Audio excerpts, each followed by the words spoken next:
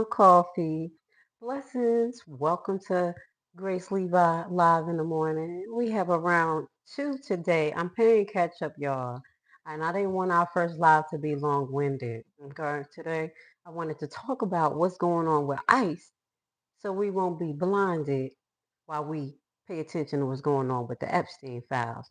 Now, today, I want to do a pseudo reaction video to something that I came across, which was alarming and kind of like a reflection. Because I got to tell you, I told you so, not in a good way. Because what's going on, what I have noticed is that we have people who are impersonating ICE. And my fear a couple of weeks ago, or a couple, yeah, was that people were going to use impersonating ICE to kidnap women, kidnap people.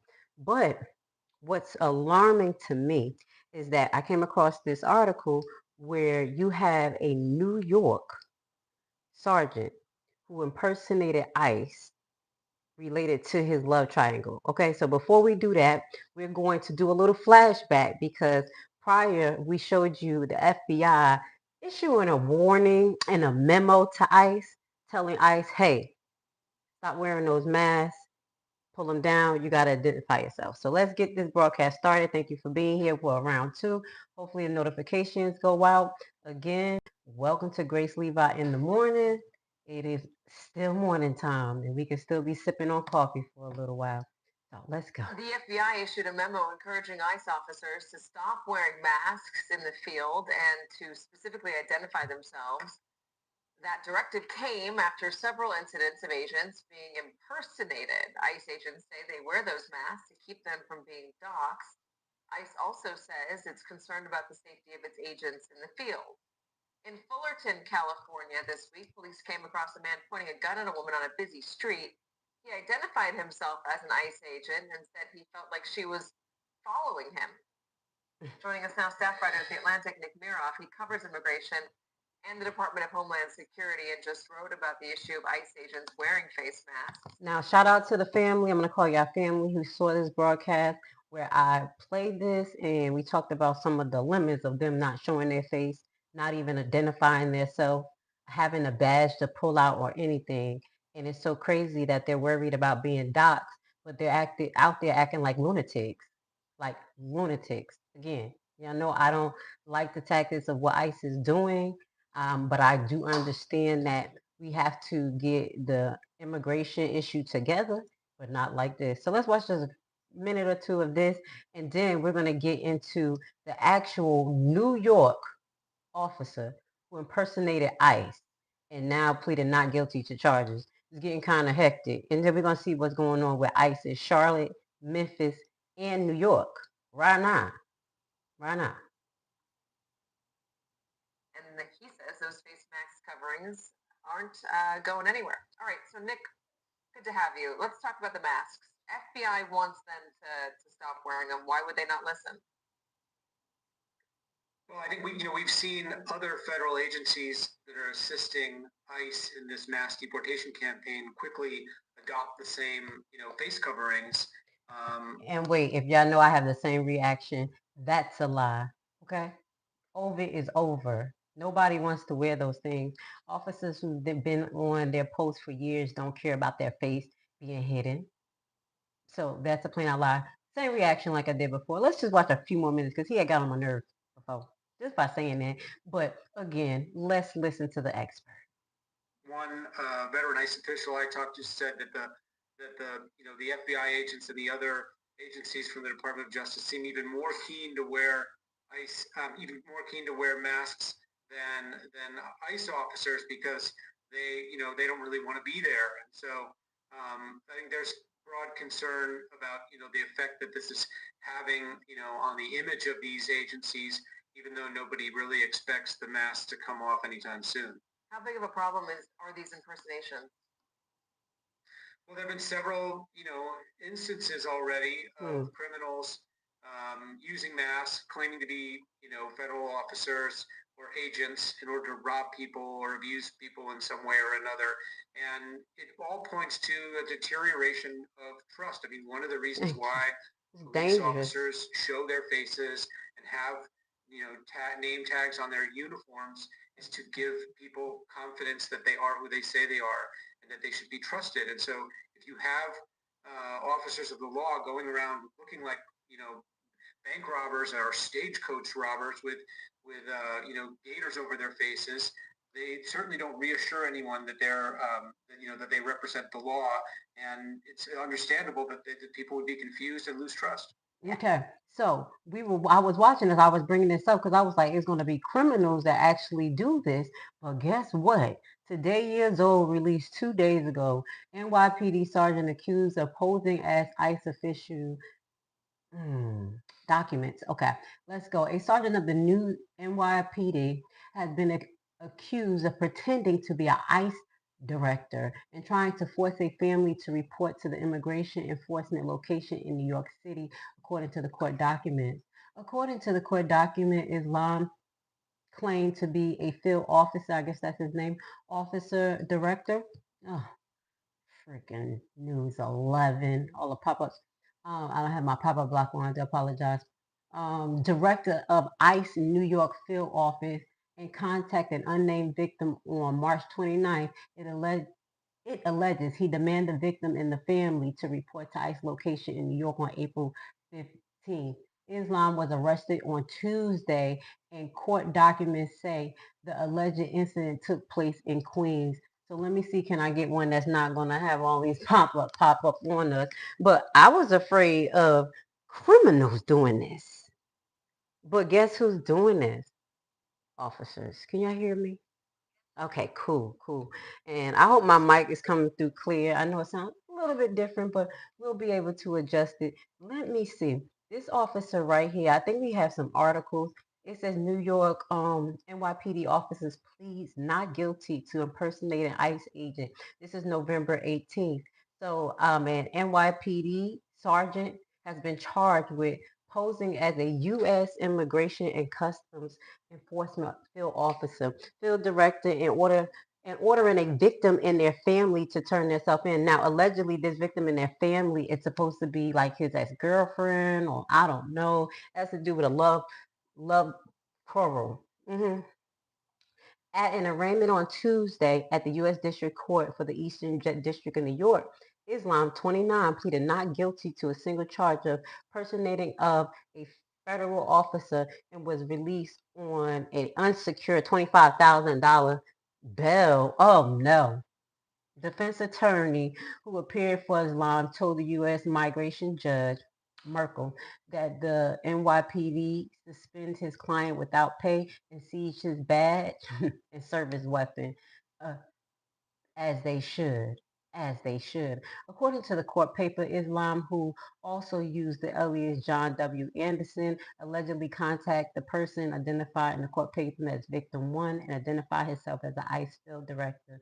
Islam directed the victim to and their family to report to ICE April 15th per court documents. The exact location of the alleged offense is not provided in public available court documents, though one file stated that it occurred in Queens. Merkel also granted a request by the federal prosecutor to order Islam to stay away from the block where the victim resides, because there's some personal stuff going on right now, y'all. And it's dangerous. Let me see if it's gonna let us play. I think we have a lot going on today, but we're gonna definitely get clarification. Islam did not respond to the reporter's question as he left the courtroom. According to the NYPD record, he is assigned to Police Service Area 3. So whoever out there in Queens, y'all, Queens know what's going on. Some of them crooked police, which patrols houses projects in Bushwick. So it's this guy done lost his cheese and bread. Let me see if this gonna play for us. Is it? Or we're gonna hear music. Cause you know how they do. Music.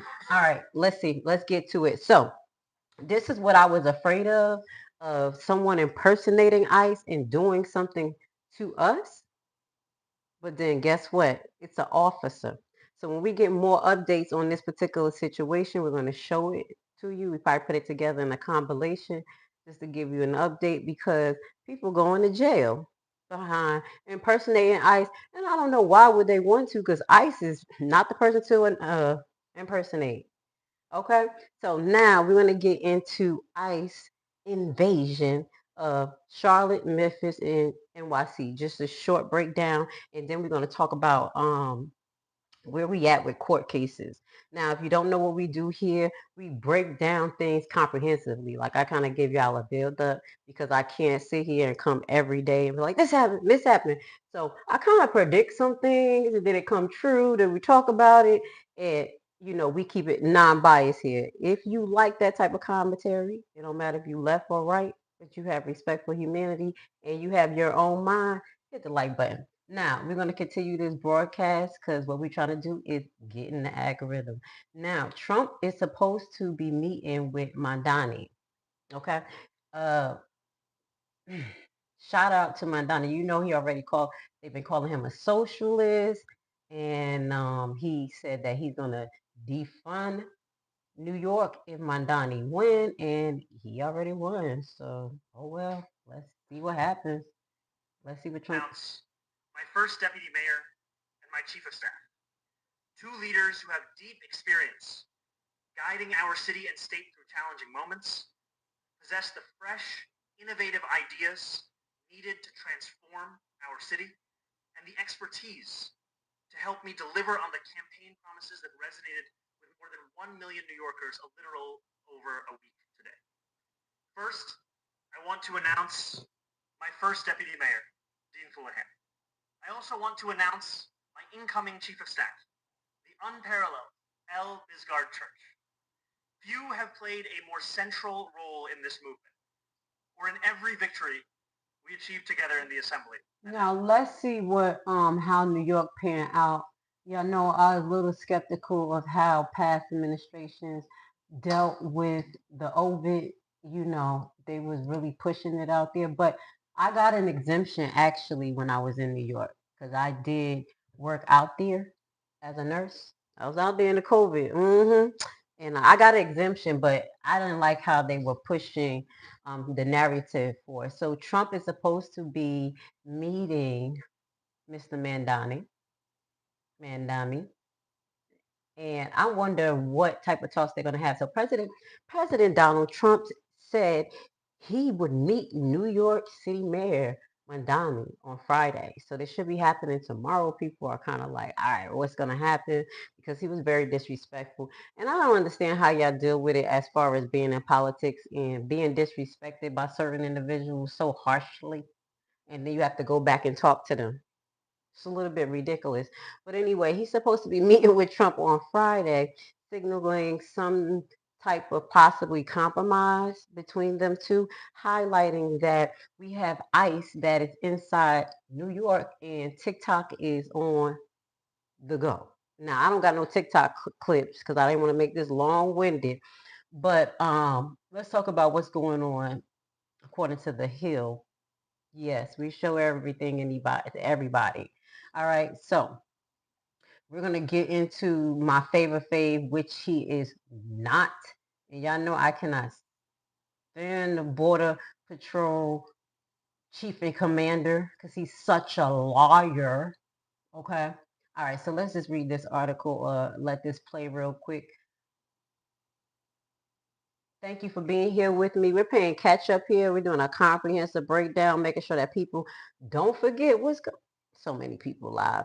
Don't forget what's going on with ICE because I'm a little upset with the way they're handling things. And as I said, Border Czar, ICE operations planned for New York City by Sarah Fortinsky.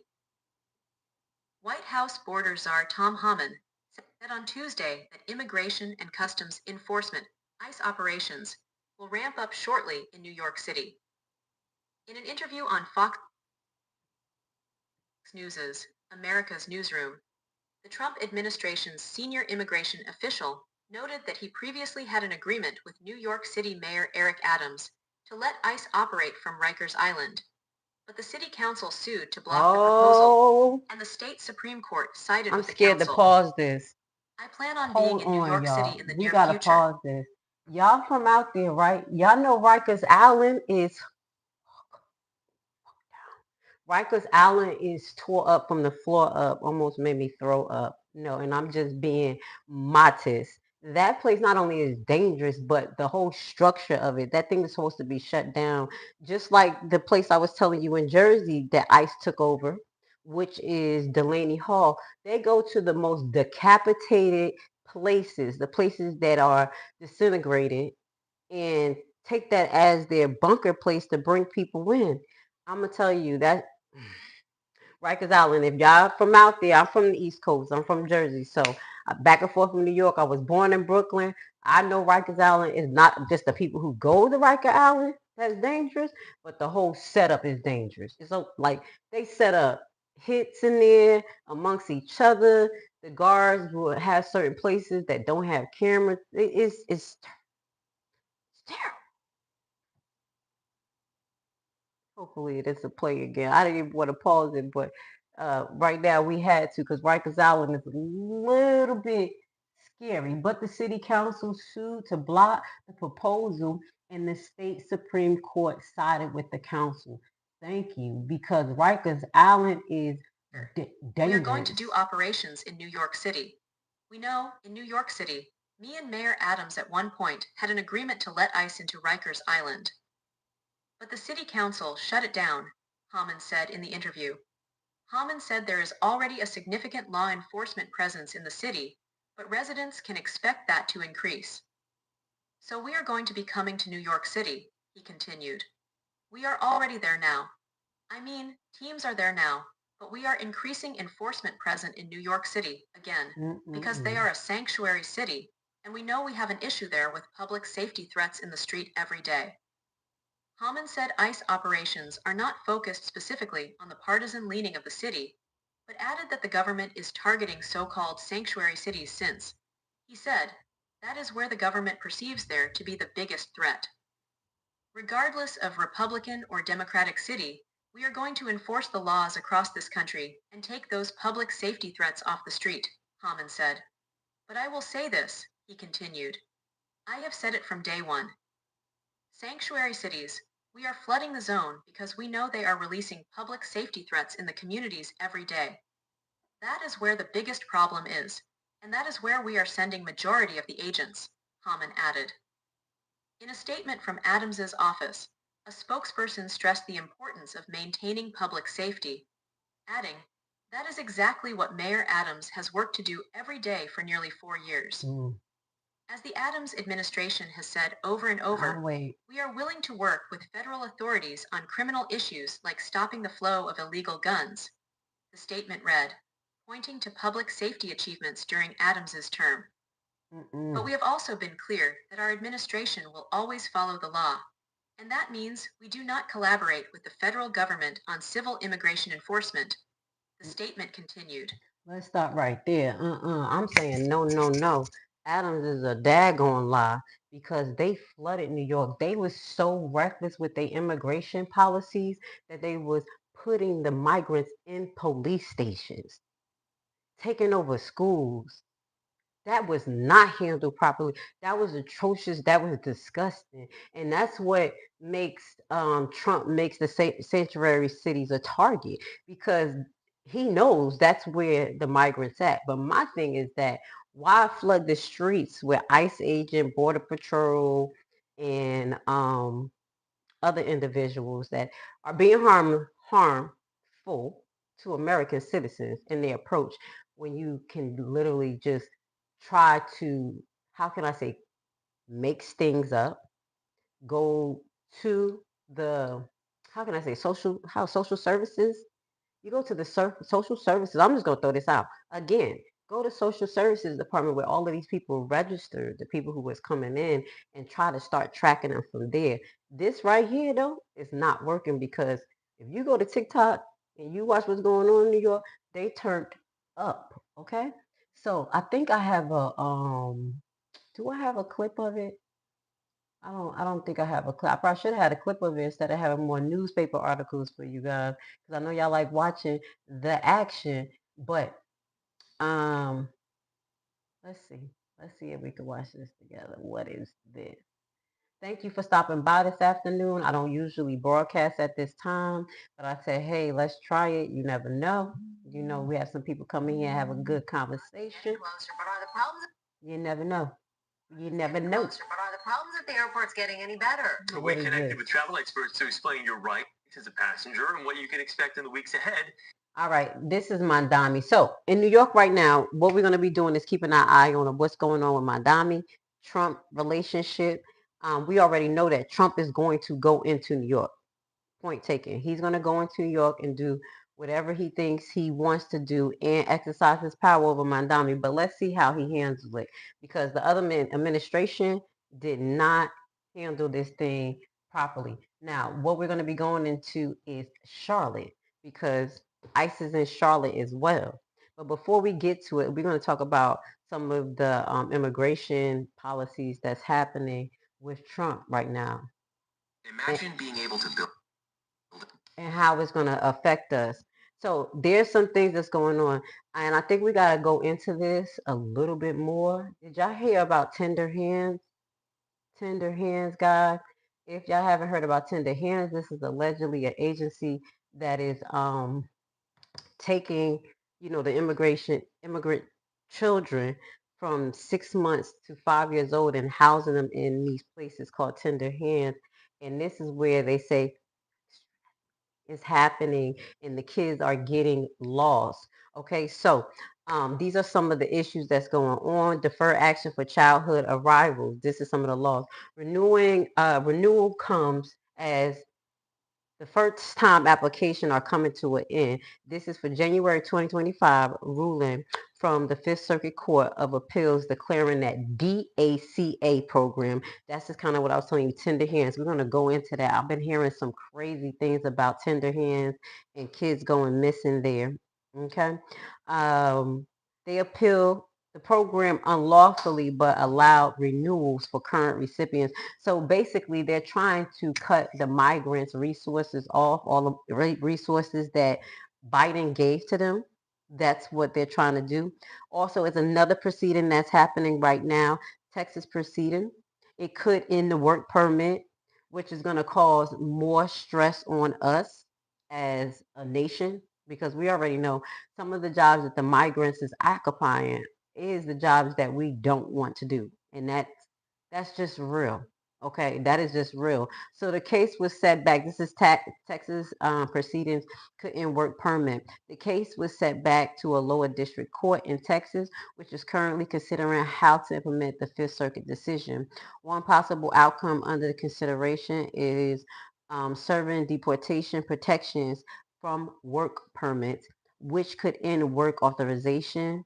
So they want to sever it. They just want to just disconnect that application from the work permit, which could end work authorization for DACA recipients. Yeah. And do you know that they're doing something with the SNAP benefits? I think that's something we need to talk about. They're doing a whole reset with SNAP benefits. So it's like they're going to be kicking everybody off and they have to come back again. Girl.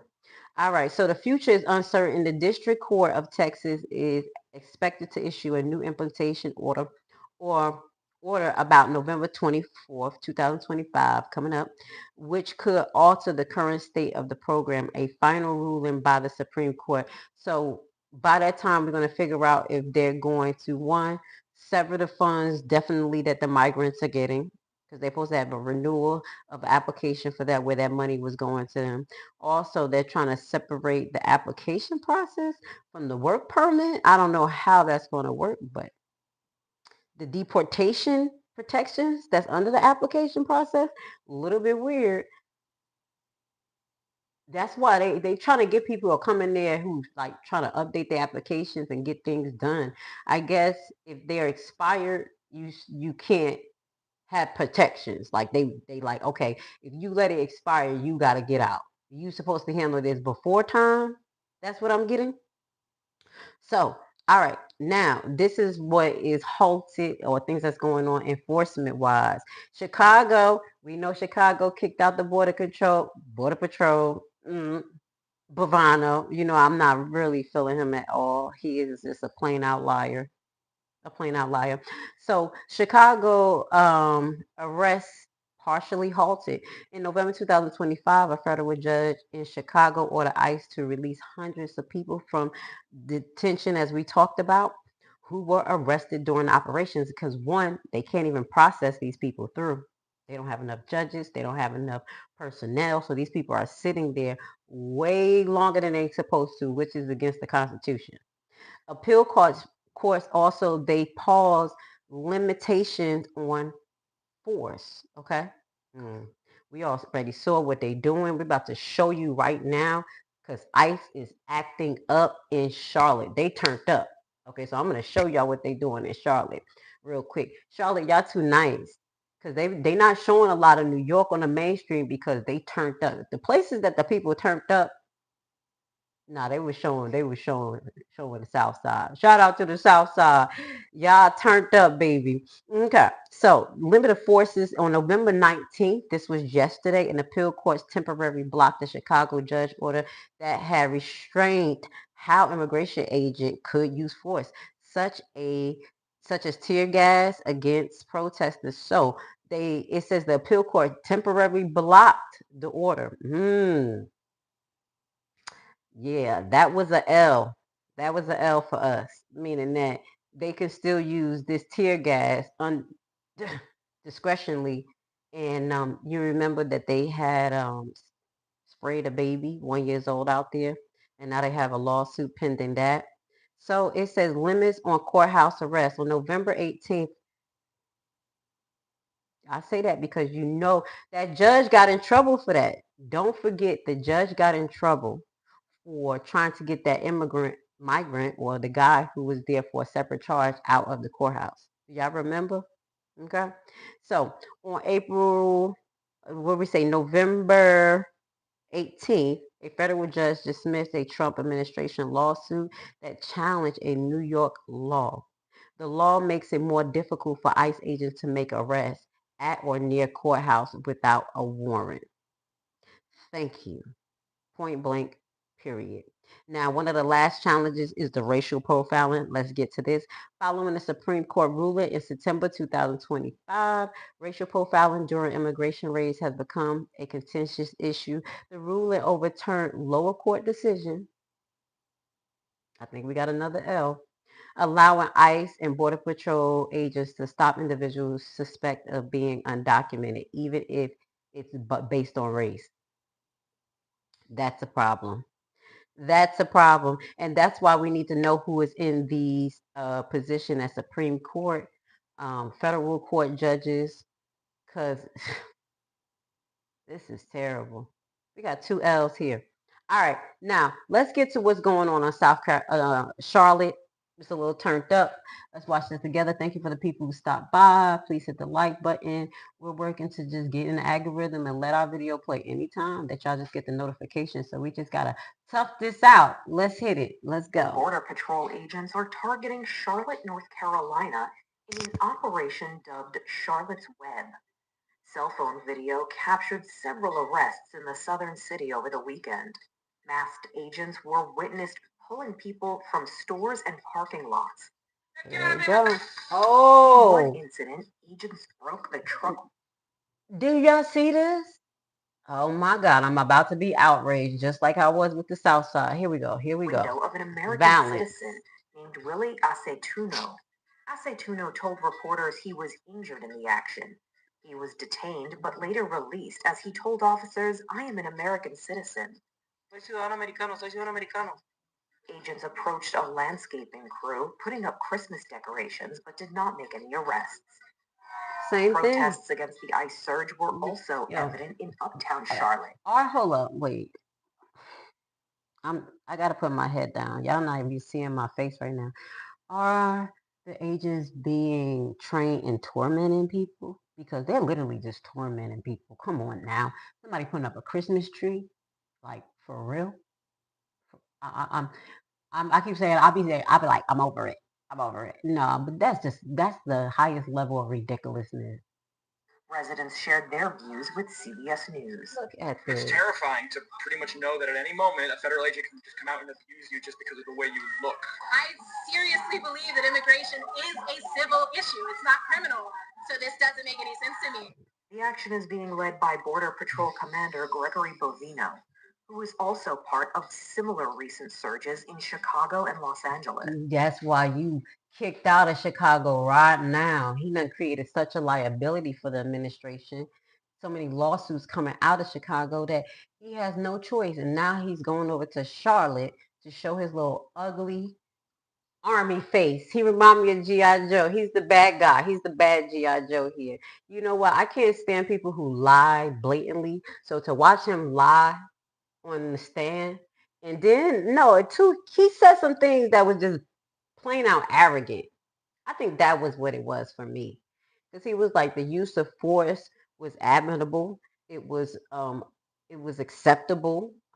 Shooting the pastor in the head with the pepper ball basically was, how can I say, his excuse was, it's not my fault if you run into a pepper ball, and we plain out saw that he didn't run into a pepper ball. And that man can have a concussion and now suffer from seizures. I feel some way. I don't like to see violence like this. It's unacceptable. And this is the head of it. So now he's in Charlotte. Charlotte, y'all better stand up. I'm just saying, I'm not calling for violence. What I'm saying is y'all better look at what happened in Chicago, out there on the south side, and take charge. In a social media post, Bovino quoted the children's classic Charlotte's Web to describe the surge, pasting, "Wherever the wind takes us, high, low, near, far, east, west, north, south, we take to the breeze, we go as we please." Oh That my prompted the God. granddaughter of He done came up with a whole saying for it. White, author of Charlotte's Web, to speak out. Martha White, who was her grandfather's literary executor, issued a statement regarding the surge's branding. She said E.B. White, quote, "certainly didn't believe in masked men in unmarked cars raiding people's homes and workplaces without IDs or summons, and that he didn't condone fear-mongering." Yo, it's so bad. It's so bad that people trying to brand they sayings like, no, keep our sayings out of your mouth, because that's not what we stand for. It's going down in Charlotte. Charlotte is standing up, y'all. Let's go. Keep your eyes and your heart Charlotte with them, is y'all. the fifth city targeted by Border Patrol. International DHS documents reviewed by CBS News suggest New Orleans could be next. Ooh, ooh, ooh, ooh. I'm sorry.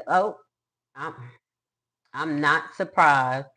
Let's see what other clips we have about what's going on in Charlotte, and then we're going to get to Memphis. As Look part at of this. what the Trump administration says is a crackdown on illegal immigration, Look what they the doing. U.S. Department of Homeland Security is on the streets of Charlotte, North Carolina. Immigration and Customs Enforcement agents conducting raids and arresting at least 80 people. This footage shows the moment resident Willie Wender Acentuno Medina's window is smashed by ICE agents. We get a better view right now. Slammed on the ground and handcuffed, all while shouting. This is what we missed in the last broadcast. Oh my goodness. He's a U.S. citizen and has valid identification with him. I'm a citizen, man.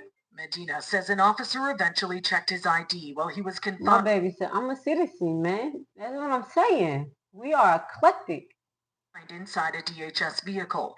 He claims agents then kicked him out of the car, leaving him on the side of the road 10 miles away from his damaged truck. We've seen masked, heavily armed agents in paramilitary garb driving unmarked cars, targeting American citizens based on their skin color, racially profiling and picking up random people in parking lots and off of our sidewalks. This is not making us safer. It's stoking fear and dividing our community. The governor of North Carolina is urging residents to remain peaceful, and if they see something alarming, to record it and report it. That's what happened outside a local hospital Sunday. Here's how it goes. The people not playing. Let's see what happened. when a man appeared to go into medical distress while being detained. A Homeland Security leader says the man had a panic attack after trying to evade agents by escaping through a bathroom ceiling tile. Hundreds gathered across the state through the weekend, condemning what they're calling the Trump administration's aggressive enforcement strategy. Speaking about similar demonstrations in Chicago, the U.S. border czar offered this message to demonstrators. Have at it. But don't cross the line. I was watching the video before I came out here. When they put hands on a law enforcement officer, they're getting arrested and going to jail. Federal staff say the So what the hell? I'm sorry.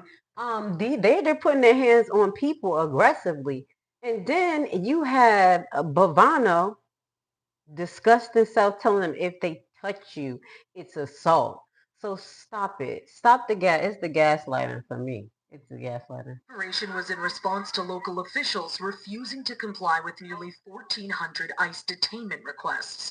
North Carolina law enforcement leaders, meantime, say they're open to cooperating but did not get any warning of the raids.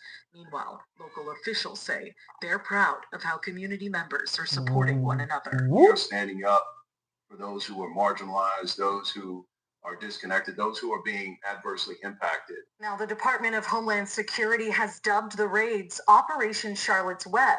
Wow. The granddaughter of the author of the children's novel of the same name is condemning the agency for, quote, riding on the book's coattails. Thank in you. a statement, You said Martha White says her grandfather did not condone fear-mongering, but rather believed in the rule of law and due process. Okay, shout out to Charlotte. Okay, because Charlotte is stepping up like the South Side. They're not playing. I don't think they're going to be in Charlotte long. They're not. I just have this feeling. I'm just being honest because they looking a little different. Like they still out in Portland, but God is good because they were really trying to get Portland hard because I think they would have got Portland a little bit harder because Antifa.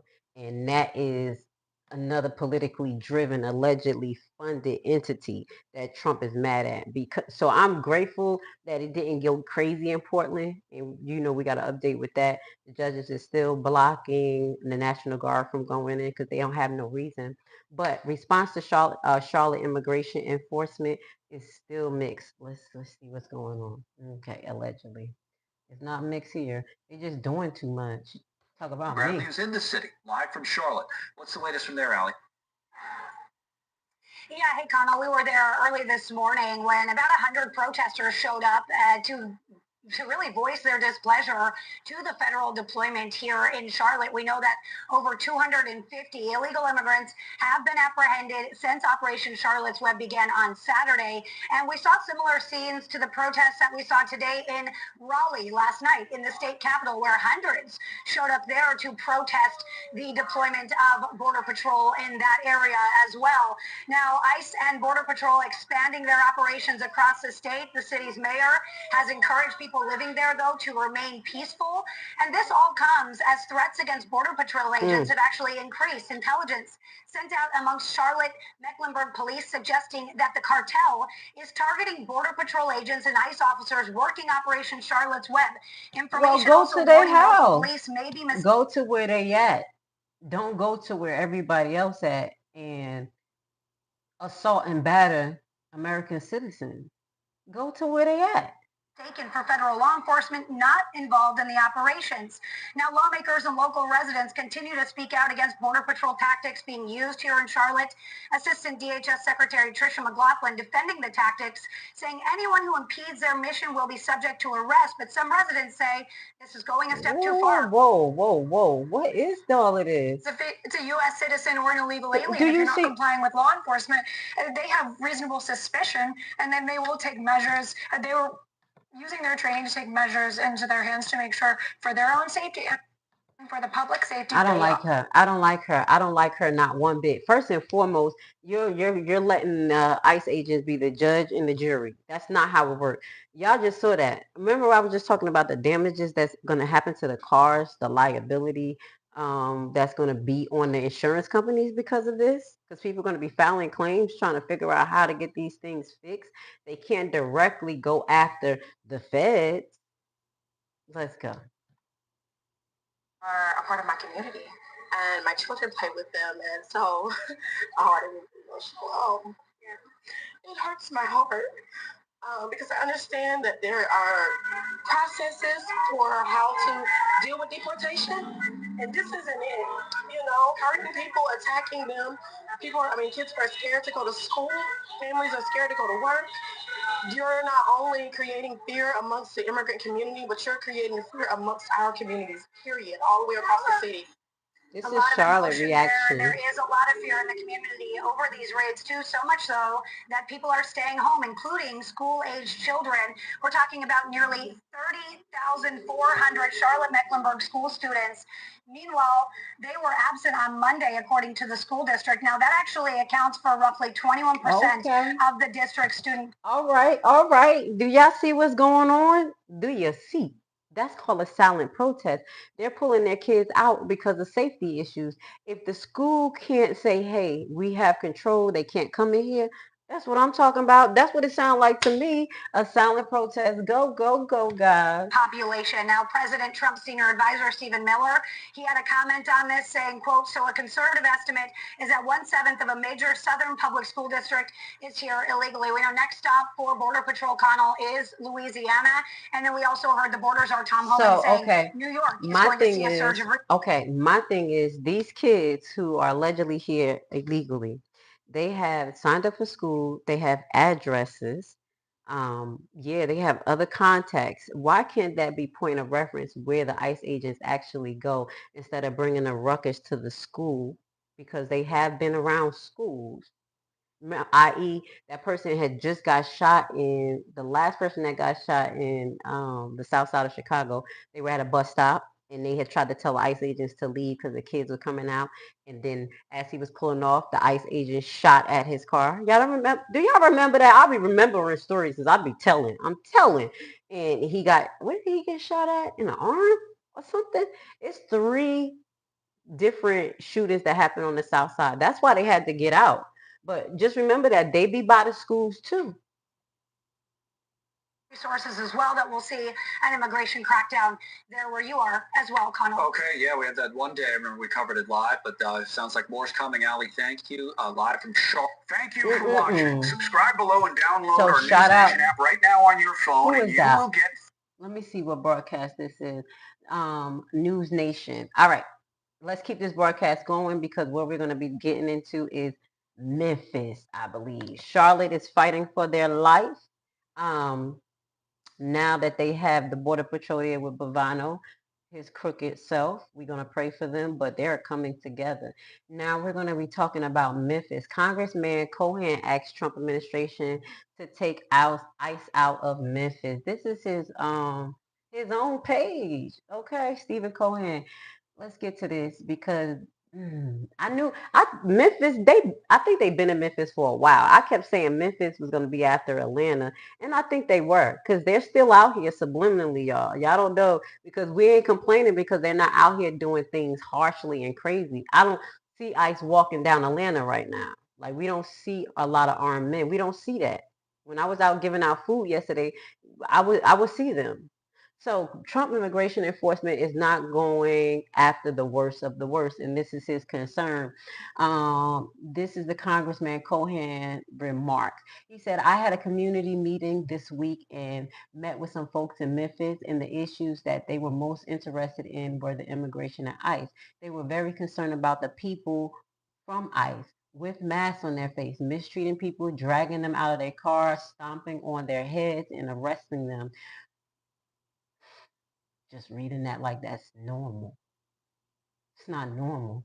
We see oftentimes they've done that to American citizens and they did it in error.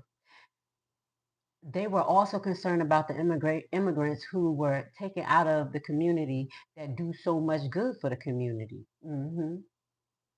So I'm writing a letter to Nome, to Christy Nome, and reminding her that she said that they were going to get the worst of the worst. Isn't this guy a Republican? Republicans they're flipping on a lot of stories.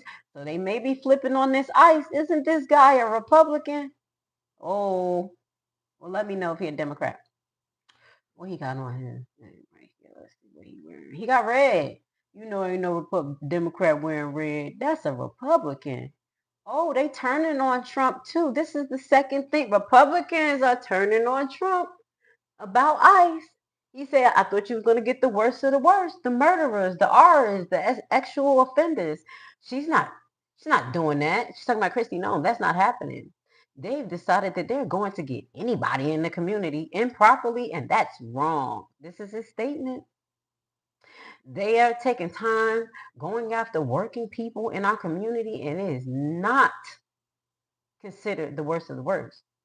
I will write to Trump administration and ask them to take ICE out of Memphis. It shouldn't be part of the surge. They got to help us with the crime problem. But he said they got to help us with the crime problem. Yo, Memphis is crooked. Don't forget, rest in peace, Tyree Nichols. Because the police out there, I'm just going to say that, baby, the crime is bad because the police are not enforcing the laws correctly, and they're actually participating in crime just like they was doing in Jersey. Memphis remind me of Jersey, some of the corruption, because they had that spider task force out there doing some wild stuff. So he admit that Memphis have a crime problem. But he said, don't come mess with our migrants because guess what? They're helping our economy. So this is Memphis reacting to what's going on with ICE. Okay. And if you happen to watch this on the replay, please hit the like button. I want to say thank you so much for joining us. This is our second broadcast.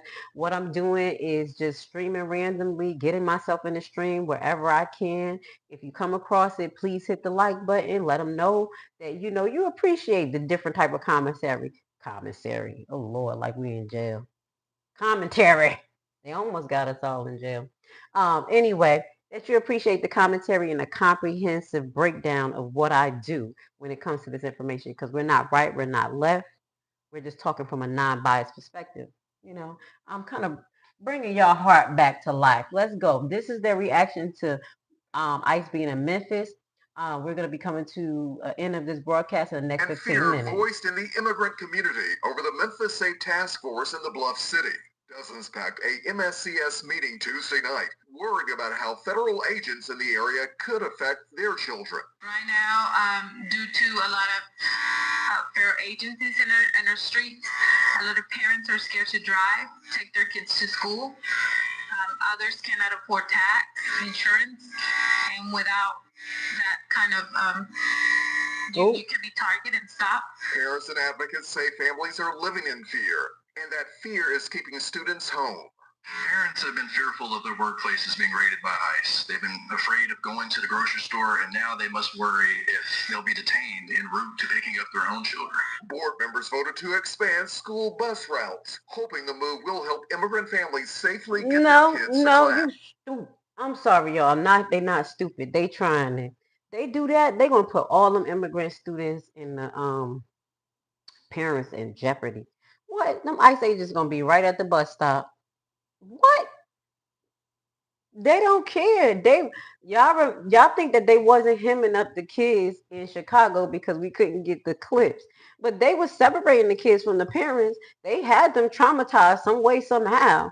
Just like they pepper sprayed the 1-year-old child in Chicago. What? Please, I know you're trying, babe. That is an idea, but I think that's a setup. Oh no. Oh no. Oh no. I implore you to take care of these children and provide services such as buses, as these children and students here in Shelby County are at risk of being harassed, racially profiled, detained, or taken away from these families. They should, you know what they should do? They should give them an option to online schooling for just a short period, like 6 months, 3 months, for people just to see how the kids handle it. For the parents who really afraid, I think they should do that. Otherwise, this busing thing, they're about to run down on them buses. It's gonna be crazy. Have the right to feel safe at school. Some speakers said absences are already rising and families are even leaving the district. A couple of families have withdrawn their students and claim that they're going back to their home countries. Absentees have increased as well, and students are missing out on material and not receiving the free and quality education that they deserve. Now, it's twofold factors to this we got to think about. First and foremost, if any Trump supporters happen to come through, they're going to like, yes, self-deport. Point taken.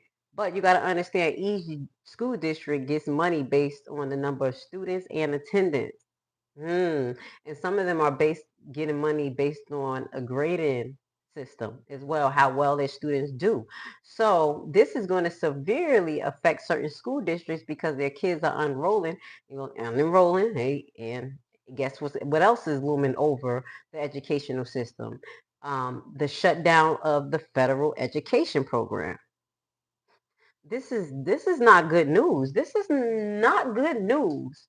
You know, we've been kikiing like, haha, Mega getting what they asked for. We getting what Mega asked for. We all getting it right now.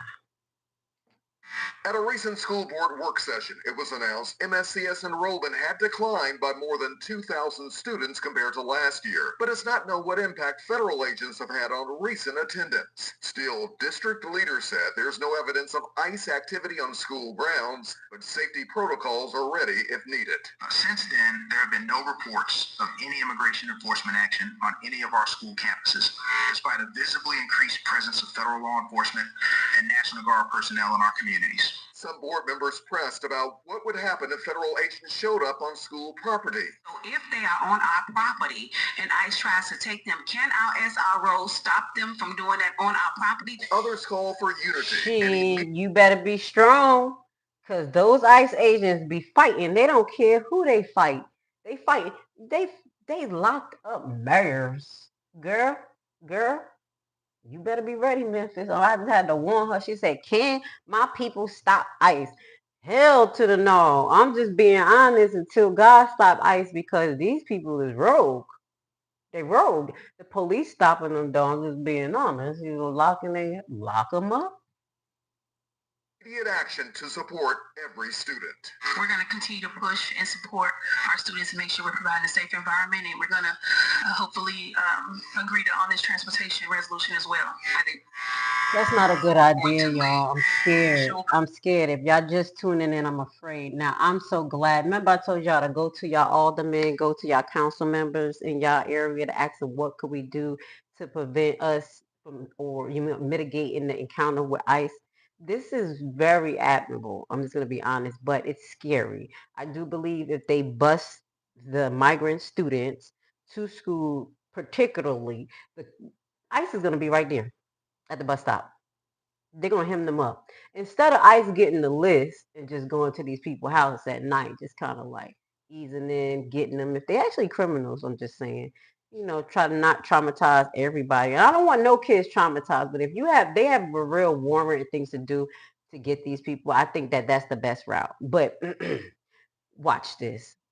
This is going to be a black ball, y'all. Grace is making a prediction. If they do this bus thing, ICE is going to run down on the bus. They're not going to give a cotton picking. All right. I want to say thank you for the ones who stopped by today.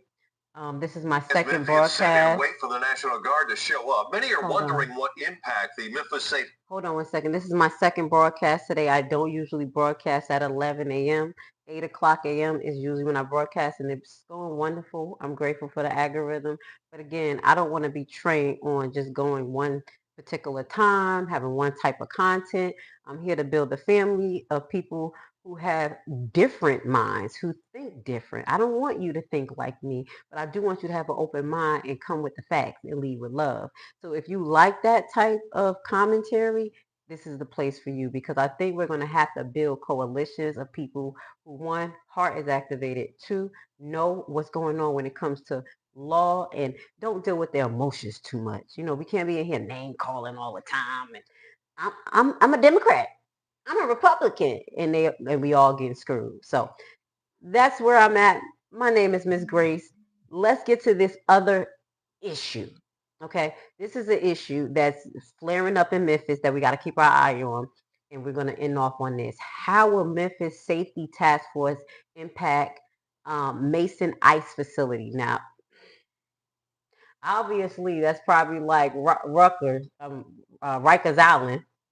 I never heard about Mason ICE facility. 9 out of 10, it's probably terrible. Just like the Delaney Hall in Jersey, just like the facility out in Chicago that they're trying to get the people out. They picked the worst of the worst. Now, this is a safety force committee. I'm going to give you an update because not only the mayors are getting arrested, I think one of the safety force committee got arrested by ICE. And wait for the National Guard to show A up. U.S. Many are citizen. wondering what impact the Memphis Safe Task Force will have on day-to-day life. Some also have questions about how this might impact the new Immigration and Customs Detention Facility in Mason. WRG Shay Arthur sat down with an immigration attorney to hear those concerns. Tonight, we're getting more insight into the ICE facility in Mason, a little less than an hour north of downtown Memphis. They are filling the beds. Immigration attorney Andrew Rankin believes they are scheduling inmates at the facility for hearings, most likely by video conferencing. The detainees who are being housed there, they are scheduling them for hearings, and I know that because I have one coming up on Friday. Where these detainees are held is an issue. There's nowhere to put them in Shelby County. The only place that they can keep them is at the ICE facility, which is out near the airport, but they only have some holding rooms. That's not even a place they that's too close to the airport for me. Oh my God. Because you know they just be loading people up and getting American citizens. That's too close to the airport. I'm scared. That's scary. I'm scared. Hold them short term. And it's important to understand, short term is for detention facilities for ICE is defined as under 72 hours. So instead of people arrested in the Mid-South going to the Louisiana facility where they went historically, they're in Mason. Which could also be a good thing though, Shay, because it keeps them closer to family.